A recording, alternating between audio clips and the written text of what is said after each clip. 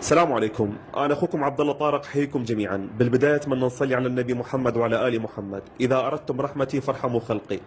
للأسف العدمة الإنسانية، هاي الكلبة الأم هي ومجموعة كلاب عالجتهم من الجرب سابقا، وكانت حامل ولدت في قطعة أرض تابعة لامرأة كانت تريد تقتلهم بالحرق بسبب وجود الكلاب داخل أرضها، لكن للأسف وتفاجأت بعدم وجودهم بالأرض، لأن كل يوم أطعمهم لوجه الله تعالى، وهنا عديمي الإنسانية قاموا برمي الكلاب بالشارع يصارعون الموت بالشتاء والبرد. والحمد لله نزعت معطفي وفرشت الكلاب حتى ينامون عليه ويتدفون، حتى الأم تأتي وترضعهم، ووضعت الطعام والشراب لهم، بدأت الكلاب المسكينة تاكل. أحبة الكرام، حالات الإنقاذ كثيرة ووحدة غير قادرة على كل شيء، محتاج وقفتكم معي لترتيب مكان للكلاب دافئ وتوفير الطعام لهم، كونهم صغار يحتاجون الطعام طول اليوم.